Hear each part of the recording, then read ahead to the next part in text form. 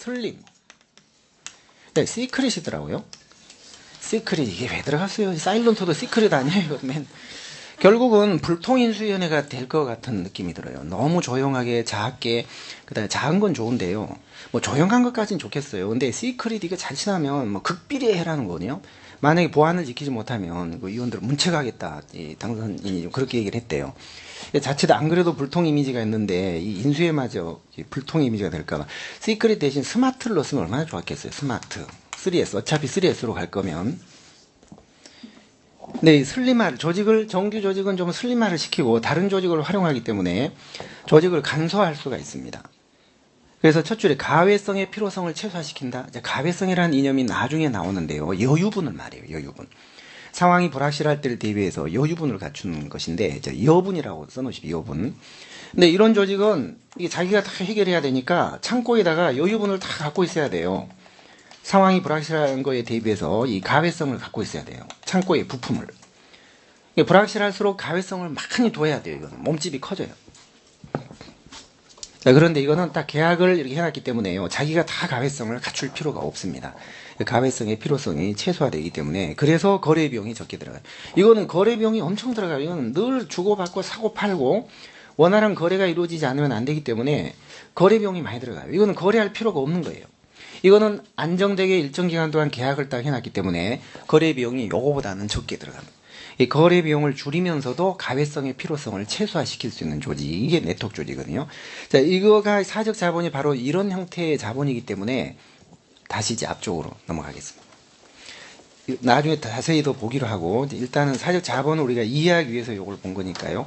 42페이지 다시 앞으로 보면 동그라미 2번을 이제 보십시오. 이해가 다 되실 거예요. 거래 비용을 감소시킨다. 약한 유대, 이게 루즐리 커넥티드, 강하게 연결되지 않았다는 겁니다. 이거는 강하게, 긴밀하게 연결이 돼 있죠. 이건 아예 연결이 안 돼 있습니다. 그때그때 거래를 하는 거예요. 이거는 느슨하게 계약을 통해서 일정 기간 동안 협력을 하는 겁니다. 약한 유대, 느슨한 연계와 구조적 공백, 다 자기가 갖춘 게 아니라는 거죠. 뻥 뚫려 있다는 얘기, 공백이라는 게 공동화된 조직. 그렇기 때문에 가외성의 필요성을 최소화시킬 수 있다.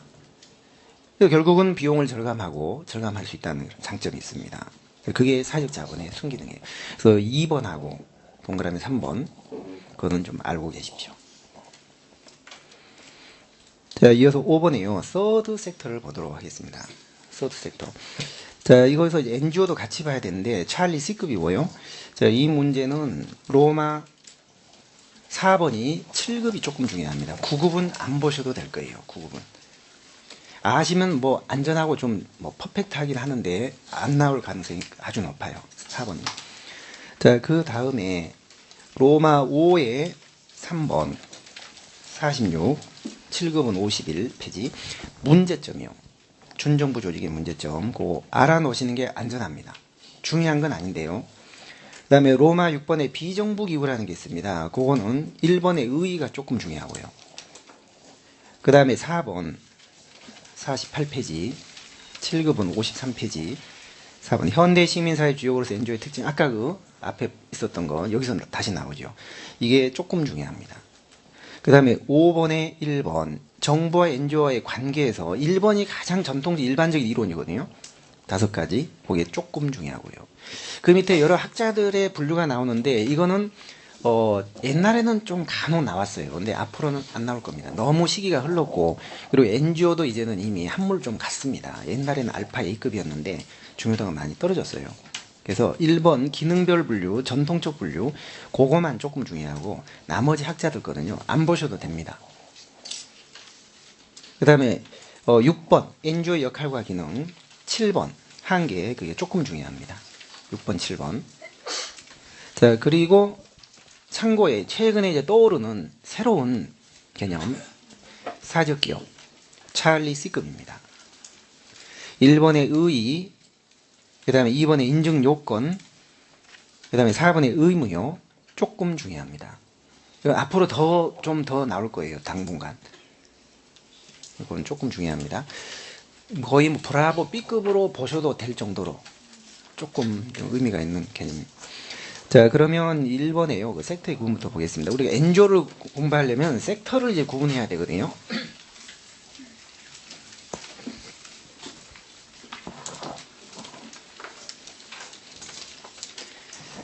그 1년 전인가 중3 교사가 국사시험에 이런 문제를 냈대요. 학생들한테.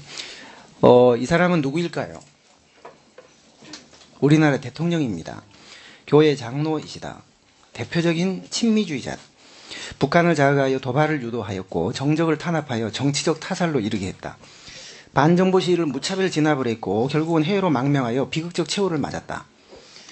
이분은 누구일까요? 1. 이승만, 2. 이명박 쪽인데 답을 이승만인데 학생들이 전부 이명박이라고 하더라고요. 이명박이라고. 자, 이 엔조를 우리가 이해하려면 섹터를 이해를 하셔야 되는데, 자, 섹터라는 개념은 부문이나 영역이라는 뜻입니다. 이게 부문, 영역. 그러니까 국가를 통치할 때 정부 영역이 있고 시장 영역이 있고 여러 부문과 영역이 있거든요. 자, 이건 우리 그 재화의 유형을 구분하는 거하고 거의 이제 일치가 되는데, 우리 어제 공부한 거 잠깐 한번 상기해 보시면, 경합성을 띄지 않는 재화, 띄는 재화, 그 다음에 배제성을 띄지 않는 재화, 띄는 재화. 자, 이렇게 나눴을 때 재화가 네 가지로 이렇게 나뉘어지잖아요. 자, 그거하고 똑같이 섹터도 나뉘어집니다. 자, 우선 섹터가 그 부문